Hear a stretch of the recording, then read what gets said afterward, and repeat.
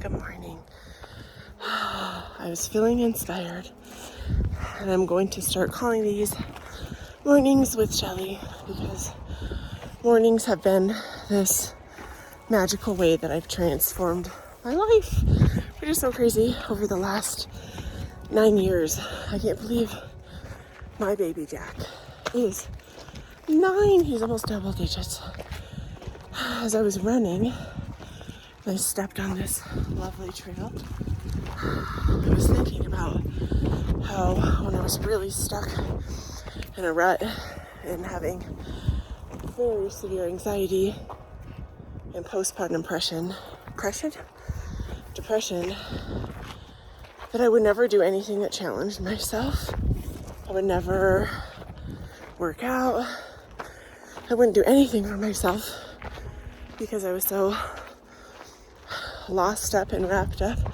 I was taking care of 4 little ones, which is crazy. Junie's 13, closer to 14. How did those years go? And so when I'm hopping on here this morning, I wanted to ask you, when's the last time that you did something that challenged you? When's the last time you did something that was really hard? Is it every day? Sometimes it is every day. Sometimes, though, I've noticed as humans, as a woman, as a mom, as a wife, as a growing business owner, that we stay so safe, so in our comfort zone, that we almost have to stop and wonder, why is it that we're not changing? Why is life staying so stagnant? Whew. I am short of breath. Why? In the comfort zone, there's no growth in the comfort zone. There's comfort. There's lots of comfort. There's lots of certainty. I know a lot of us, I know especially my kids, they need to know. They want to know what they're doing. They love the routine. This year is like a polar opposite year for Jack especially. We homeschooled during COVID. And last year he did in-person school and it was hard. And I'm pretty sure he missed something like 43 days of school. And he wasn't sick the whole time. They were more emotional and mental days. Whew, this hike is crushing me this morning. And this year, he wants to go. Last year, tummy aches every day, headaches. He would cry, he would hold on. Whew, let's pause. When's the last time that you did something that made you short of breath? When's the last time you did something that actually made you sweat and made your heart race? Look at that morning.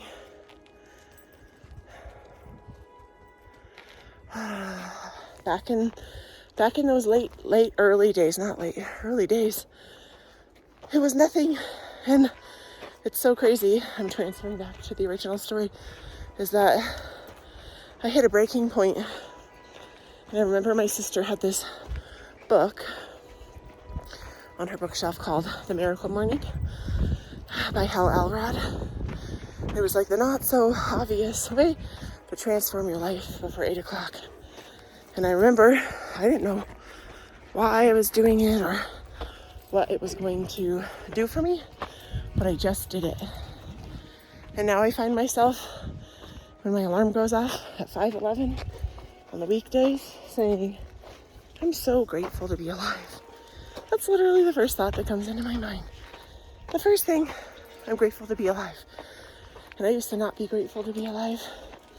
So I know how it is. And if you're feeling stuck and stagnant in the everyday things, it's time to create a shift. Whew. It's time to do something different for yourself.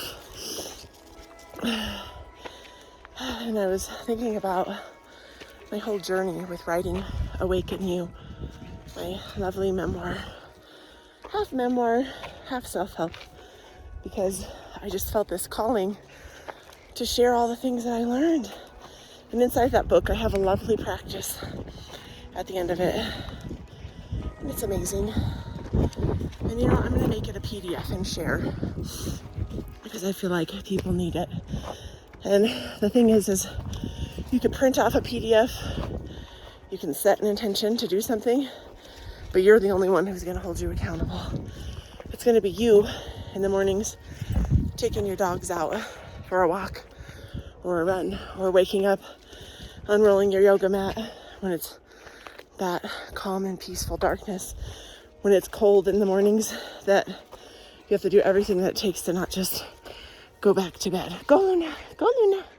But do your dogs ever get just like tangled up all the time? Start with one thing. Start with something small. Start with deciding that every day for 10 minutes, you're gonna go for a walk. Every day for 10 minutes, you're gonna put on a yoga class. Every day for 10 minutes, you're gonna stretch your body. And then after that, build on your morning practice. I went hard in because I definitely get this very excited, challenging, competitive mindset where when I was reading that book, when Jack was a baby, the miracle morning, he had the life savers, and it was you woke up and you sat in silence and you meditated. And then A was S-A, affirmations. You filled your mind with positive thoughts, because if you didn't know this, our thoughts are what create how we feel. And if we're feeling crappy, it's because we have crappy thoughts. V, vision. Imagine and envision your life the way you want it, not the way that it is. Not feeling all the yucky, crappy things. Look how far up I've came. But imagine the goals and dreams that you've had for yourself. And I know that they're there. I know when we're stuck in a funk for battling with our health, for battling with our mind and our body, this is the furthest I've ever gone today on this trail. That it can be really easy to be like, I don't have a vision for myself. All I can see is black. I went through many years of meditation when I first started, where people would say, imagine this, see yourself floating in the ocean, and I could see black. So I just sat with that until I awakened my third eye, that space, that pineal gland at the center of your brain. And then, okay, V, everybody head back down. Okay, are you ready for this adventure? And B, E, exercise. Dogs do not trip your mama. Exercise your body. And I started with 20 minutes a day. Some days I would do 10 if that's what I could do. But I found this workout plan, and I thought it was easier for me to rely on someone else.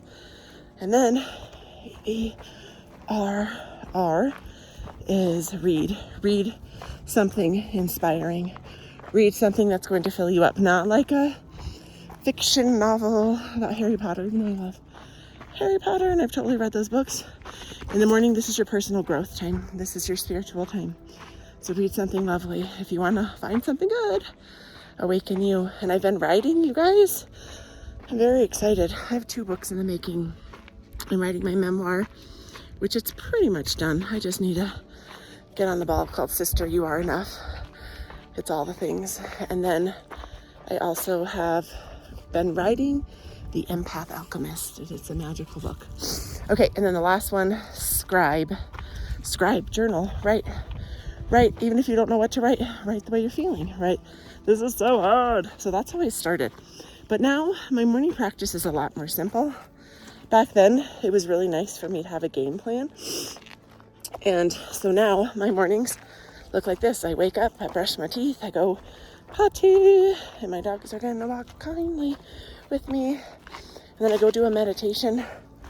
And I've been actually making like at least 30 minutes, 15 on the minimum, 30 to 40 minutes, because I just need that. And then I do this amazing energy clearing with dowsing with the pendulum that I use. And then I make at least a minimum of 45 minutes. Minimum of 45 minutes. If I'm really in a pickle, it would be 30 minutes, but it's usually 45 to an hour to move my body. And that's my morning, and it sets the tone. So here we are, Shelley's mornings, magical mornings, whatever you want to call them. It's time to take time for you. It's time to take your day back. It's time to make you a priority. And the only one who's going to do it is you. And I'm here to help motivate you and inspire you, because I know it helps. I know it helps to feel connected, and I know that it helps to know that there's other people out there. And there's 7 billion people on the planet. 7 billion people on the planet. And you're one of them. I'm one of them. We're 2 of them with these little doodly dogs. Hello, Luna. Hello, Jasper, who are trying to yank me down. Look at, we're this far up. We're doing a really good job. So my lovelies, this day, you vow to yourself, like make it sacred, a sacred act, that you are going to make time for you no matter what. Even if your alarm goes off late. Oh, I almost fell down the mountain, but I caught myself. It was a little scary. Even if you find yourself waking up late, like I know my sister had to sleep in because her daughter was sick, and she said, I'm gonna fit my workout in the middle. I'm gonna fit my workout in between picking up the kids and getting off of work or whatever. So fit it in. I love you. I almost fell down the mountain. That was my close call. My rush with fate down the mountain. And I just want to give you one last view and know that you've got this day, that you can do hard things by doing them, and that you have to show up for you. And this can be you one day. This can be you today. Get your butt outside. Take your dogs for a walk if you got them, because they like it as much as you do. Breathe the air. See the trees. Just show up. You've got this. I love you. I'm so grateful for you. Have a beautiful day.